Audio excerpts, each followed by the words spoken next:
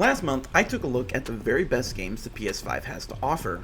Meanwhile, the Xbox Series X, needs some more time to come out with games, I guess. While we wait on Microsoft, there's an entirely different set of hardware with plenty of amazing experiences. The personal computer.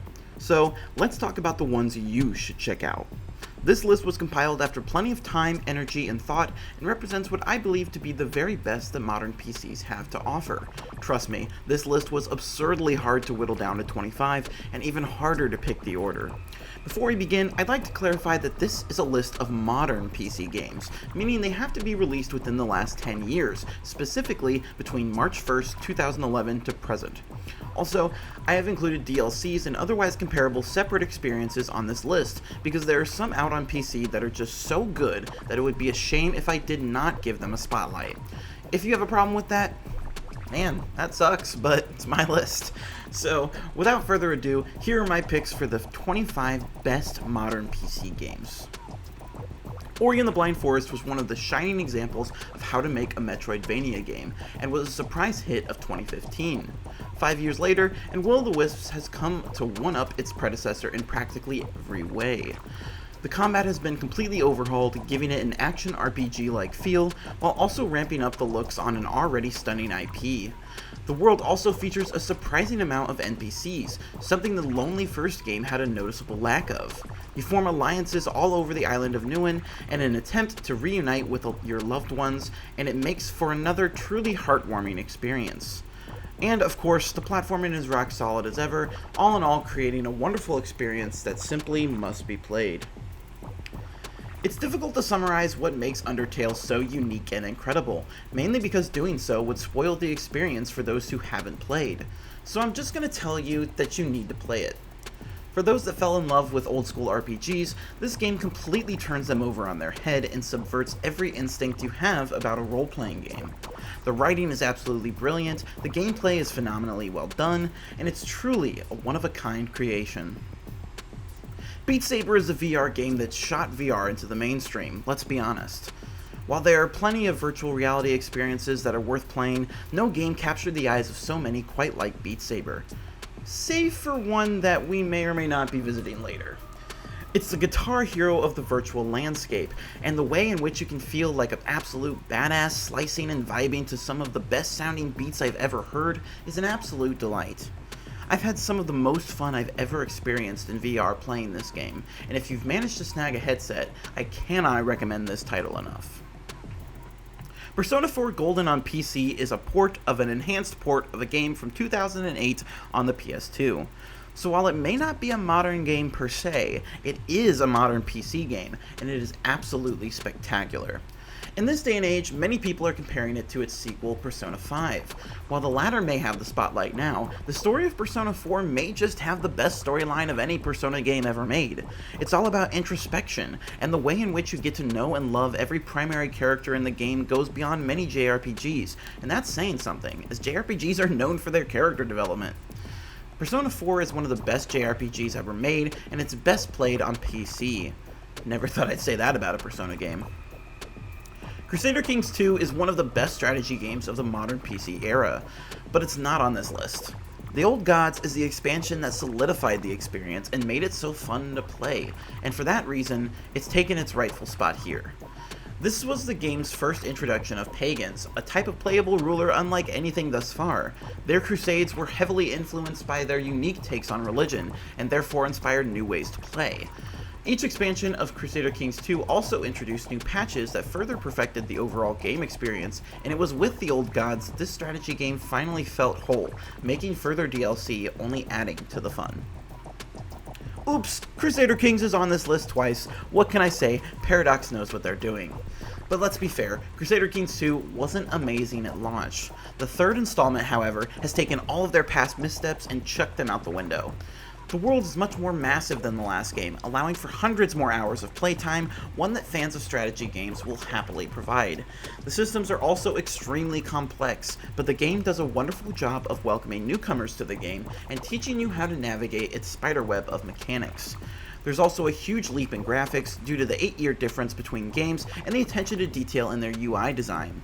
Also, as with any good strategy game, the wacky stuff you can get into in this game knows no bounds, so have fun and please, don't marry babies. I know you can here, but please, no. Disco Elysium is absolutely mind-boggling. It's an RPG that takes Dungeons & Dragons and sets it in a Sherlock Holmes setting where the detective is absolutely losing his mind. By far the shining mechanic here is the thought tree. Throughout the game you have conversations with your own head, influencing who you become as a character and sometimes as a result forcing you to do things that you may or may not like. You could develop a smoking addiction, or just die and end the game completely. The ways in which development of your character takes wildly different avenues depending on your playstyle is unlike anything I have ever seen in a game, and the way in which the narrative supplements this is absolutely awe-inspiring. It's a magnificent piece of art, and with the director's cut coming this month, it's only going to get better. The Walking Dead was the first game to make me cry. I was 13 years old, I had reached the final episode, and the ending absolutely tore my pubescent heart to pieces. Never before in a video game had a narrative kept me so attached, so enthralled, that its conclusion just left me in tears. Since then, I've encountered numerous other games with the same such narrative brilliance, but none could ever replace the spot in my heart where Telltale's best game lies. Throughout The Walking Dead's 5 episodes, you have to make incredibly difficult decisions. Who should you trust? Who should eat? Who should you save? And who must you leave for dead? Like a true apocalyptic situation, not everyone will survive. In fact, most people you know won't make it. Forging bonds with people while never knowing how long they or even you are still going to be alive is torturous, yet the bonds forged are stronger than many other games could even hope to achieve, much to do with Telltale's choice mechanic making the game your story, not theirs. It's a masterclass in storytelling and simply cannot be missed, especially for that wonderful ending. So let's talk about that ending. That's right, I'm devoting an entire spot to one specific episode of Telltale's The Walking Dead because it's just that good. In a game where major events are decided by the player and the game becomes more and more varied the longer the playtime becomes, how do you end it? How do you conclude something where character development is vastly different for every player? Apparently Telltale's answer was to rip out our hearts and stomp on them with as much force as humanly possible. The way in which Lee's story comes to a close is one that simply must be played, and is a testament to video games as a storytelling medium being a force to be reckoned with. Characters' goodbyes culminate depending on the choices you've made in the past, creating completely different experiences that vary based on who you were and what kind of man you wanted Lee to be. In the end, The Walking Dead was our game, and it was absolutely beautiful. Whoo, baby, it's Skyrim. 2021 is the 10-year anniversary of The Elder Scrolls V, and we still haven't gotten a proper 6th installment, and it's a damn shame. But, even almost 10 years later, Skyrim still slaps, and I'll fight anyone who says different. First off, it's absolutely ridiculous that more people are not copying the best progression system ever made. Do you want to be an archer? Just use your bow and you'll get better at it.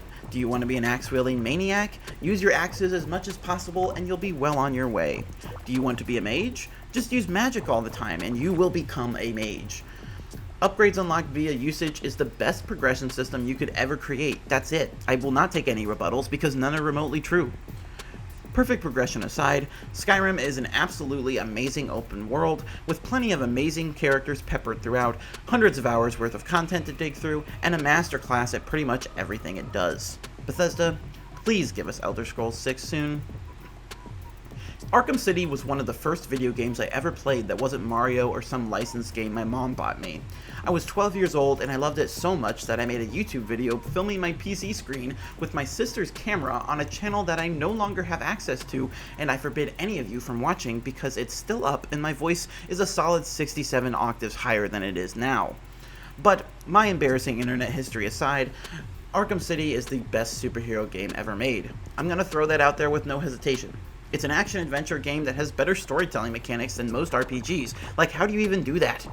It manages to feature an incredible amount of Batman's infamous rogue gallery without feeling too cramped, as well as an incredible Joker narrative after we've already had so many good Joker stories before. I could go on forever about this game because it's almost perfect in every way, but if you love superheroes or just action-adventure games in general, you owe it to yourself to play this game. Hollow Knight has frequently been called the Dark Souls of platformers. It's painfully difficult at its darkest moments, but offers an amount of satisfaction few experiences can offer at its completion. Made by a small dev team, this indie hit was an absolute viral sensation, so much so that it spawned DLC and a hopefully soon coming sequel. The movement is fluid, the atmosphere is breathtaking, and the gameplay rivals some of the best games ever made. You may just play a Hollow Knight, but the game is a king of 2D platformers. One of the lesser known games on this list, RimWorld is officially a simulation game. However, there are plenty of elements from survival games added to this Kickstarter-funded project that culminate in a game unlike any other. Stranded on a planet in the far reaches of the galaxy, it's up to you to colonize and survive.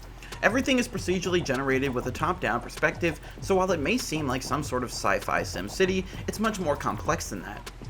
If anything, it's more like Wasteland, yes, an RPG, as random events will occur all the time, such as a raid or a colonist going insane due to too much time spent on the battlefield. Almost everything in the game is dynamic and ever-changing. There's also plenty of mod support, meaning if the plethora of scenarios available in the main game still aren't enough, there's limitless opportunities available on the mod net. RimWorld is definitely a hidden gem, and one that you will not regret picking up. If you thought Undertale was subversive, you ain't seen nothing yet. There Is No Game is exactly what it says it is. Or is it? What originated as a freeware game that really wanted you to not think it was a game, Wrong Dimension attempts to thwart you from playing it by any means necessary. I've never seen a video game completely flip the script for the medium so liberally as this game does, and it makes for a game that sets itself apart from literally anything else. Similar to Undertale, saying too much would ruin the experience, so I'll just say that you'll want to boot this one up, even if the game itself doesn't want you to. I'm gonna be honest with you guys, I'm not the biggest BioShock fan. I first played the original game back in 2013, and by that time, the gameplay just felt so outdated compared to plenty of other games I had played recently, and although the story was top tier, I just didn't enjoy playing it that much. Then, years later, I decided to try Infinite. Man, am I glad I did. BioShock Infinite takes everything good about BioShock, and or, in my opinion, not good, and cranks them up to masterclass. The gunplay feels fresh and engaging, the vigor system has been revitalized and feels great to pull off, and the pacing throughout is absolutely brilliant. Then, anyone who's played the entire game knows exactly what I'm talking about when I say that Infinite's ending is one nobody could ever see coming, and one of the strongest third acts in any game ever made. It's a shame that Infinite had to compete against juggernauts like The Last of Us and GTA 5, because it really deserved more praise for what it accomplished, but all I can say for now is that if you haven't played, you absolutely need to. When The Witcher 3 was released, everyone lost their minds. It completely modernized the RPG genre in a way that hadn't been done since Skyrim. Still today, it remains a staple of the genre in many people's hearts. But what a lot of people neglect are the expansions. Hearts of Stone, Wild Hunt's first full expansion, set the bar for what a real expansion should be. It had an extra 10 hours of story that was an absolutely incredible joy to experience, and provided even more hours of fun and intrigue. For the people that fell in love with Geralt and the continent, Hearts of Stone was the icing on the cake. There are plenty of entire games out there that have runtime shorter than this, some of which are on this very list, yet Hearts of Stone is but an add-on to an already amazing game and a masterpiece of its own. It's no secret that I'm a huge Resident Evil fan. With that in mind, Resident Evil 2 is my favorite of the bunch, period. I was actually just replaying it earlier today to get ready for the newest installment, Resident Evil Village, and I fell in love all over again. Not only does the game improve upon the first Resident Evil in every way imaginable, it also succeeds in taking a 1998 game and revitalizing it for the modern era, while remaining faithful to the original. I'll always remember what the developer said shortly after our first look at the remake, that Capcom had given them complete freedom to create the game that they dreamed of 20 years ago. I couldn't describe it better myself. With a perfectly crafted story split between two perspectives, a horrifying foe in the form of the Tyrant, a true modernization of a now aged game that maintains its core identity, yet rejuvenates it for the new generation, and some of the most beautiful graphics of the last few years, RE2 is the best remake ever made, no doubt about it. Stardew Valley is just a little farming game, right? I mean, yeah, technically, but it's so much more. There's a reason people are still playing this game over 5 years after its release, and a lot of it has to do with the sheer commitment the developer, yes, developer, single, has been providing. On the surface, Stardew Valley seems like a typical farming sim, but the more you delve into its gameplay, the more you'll uncover complex systems, RPG elements, and an enthralling sense of community and discovery that rivals the very best role-playing games out there. While it may look like a slightly prettier version of that Farmville game you played on Facebook, it's a whole lot more. There's a reason that more and more people are talking about Final Fantasy XIV. MMORPGs are kind of the black sheep of the gaming world.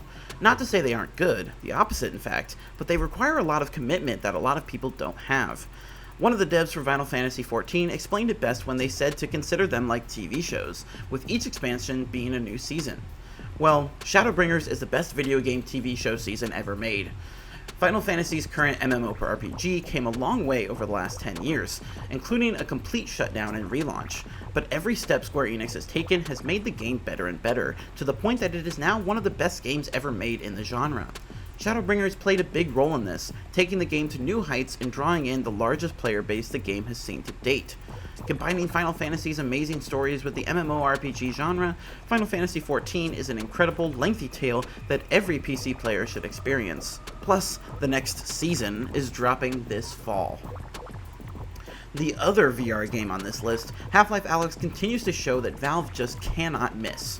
While they refuse to give us a third numbered title of literally anything, this Half-Life 2 prequel was built from the ground up for VR, and I wouldn't have it any other way. There's plenty of good arguments for why VR isn't really worth it yet, but Half-Life Alyx blows all of them out of the water. The shooting is superb, the accessibility is well done to fit any manner of comfortability needs, and the story is another one of Valve's greats. The anti-gravity gloves, aka Rustles, are the perfect tool for a VR game, letting you grab things from nearby without having to fiddle with bending down or wherever to pick them up. There's also plenty of environmental puzzles that lightly challenge the brain, and the experience knows when to end while also providing one of the lengthiest VR games to date. It's a testament to what VR games can do, and by far the best VR game yet. Here's to more experiences like this for the headsets. Divinity Original Sin 2 is if Diablo and Baldur's Gate had a baby, and that baby was God. This game took the best aspects of every CRPG ever made and enhanced them into one streamlined experience that solidified Larian Studios' reputation as masters of the genre. Original Sin 2 offers a lengthy campaign with plenty of memorable characters, in-depth and complex RPG mechanics, fantastic combat, and really fun co-op options, both on and offline. It's a love letter to D&D fans, and an absolute joy to play for any CRPG player. God, I love Hades so much. Yes, I put it above The Walking Dead. Yes, I put it above Skyrim. Yes, I frickin' put it above Arkham City. This game came out so recently, but it is already one of the best games I have ever played, and I will be coming back to it for years and years to come. I wasn't even a huge fan of roguelikes before I stepped into hell with Zagreus, but as I entered my first run through Tartarus and began my journey to escape Hades, I fell deeply in love with every little thing about this game. The storytelling in this game is so unique in the way it presents itself, being at the forefront of the game despite the genre's typical abstinence from heavy plot dynamics. I know I've said there's unique qualities to pretty much every game on this list, but that's kind of the point. Every game here has something that puts it above all the rest, and Hades just so happens to have like 15 of them. The combat is superb, the gameplay loop is inviting, and the least repetitive I've ever played in a roguelike, to the point that I've never been bored playing Hades, something I literally cannot say for any other game in the genre. The characters are brilliant, the soundtrack absolutely slaps, and it's a damn near perfect game. For God's sake, just play Hades already. I feel like I'd get arrested if I didn't include Portal 2 on this list. Unfortunately, its time in the modern PC era is coming to a close. Its 10th anniversary is next month, and thus shall fade into obscurity forever. LOL, nah, but let's just talk about how great Portal 2 is and how much it's done for the industry. By 2011, everyone already knew that Valve was one of the greatest game development studios in history. They could not release a bad game, period. 4 years prior, they released a puzzle game called Portal that blew everyone's minds. Since then, they had pumped out 2 fantastic zombie shooters that I could go on and on about, but then we got another puzzle game, Portal 2. Improving on the original in ways we didn't even know we wanted, this sequel continued to show that Valve could do no wrong. The game has the perfect mix of challenge and natural mental progression, never getting too hard to be frustrating, but never too easy to breeze through. The minimalist storytelling lets you dig into the lore of the world surrounding you at a pace that perfectly fits the movement of the gameplay, finishing off no longer or shorter than it needed to be. You'd be hard-pressed to find a flaw to this game, and I wouldn't suggest trying. You'd be here for a while.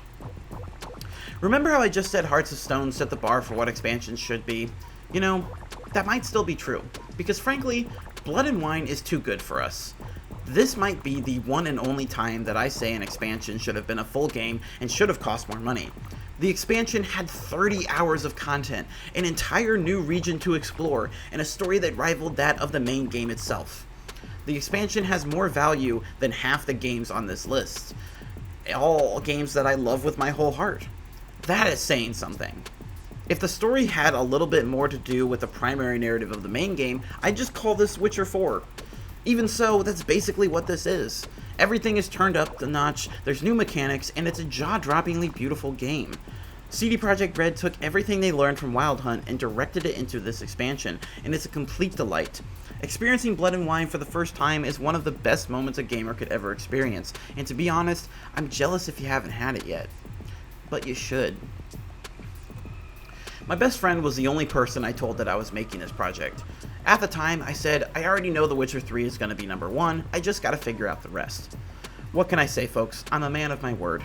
God, The Witcher 3 is just such a perfect game. If you go to howlongtobeat.com and look up the completionist time for the game, it comes in at a whopping 172 hours. That's not the most of any game, but the thing is, there's not a single thing to grind in this game. There's no repetitiveness. There's no copy and paste. Every single moment in this world, in this experience, is lovingly crafted to the minute detail. I have nothing bad to say about this game. It's perfection. I don't care what some people say. I know people will call me a fanboy. I don't care. I've loved the Witcher franchise since before 3 even came out. That's right, friends. I didn't hop on the bandwagon. I'm genuine. Wild Hunt is the culmination of a world that housed so much potential, and it's all realized here. Not only is The Witcher 3 Wild Hunt the very best modern PC game, it's just the best video game ever made. What do you guys think? What are your ranks, your picks? What did you think of mine? Let me know down in the comments below. Like if you like this video, subscribe if you want to see more, and I'll see you guys next time for whatever it is I'm doing next. Alright, see ya.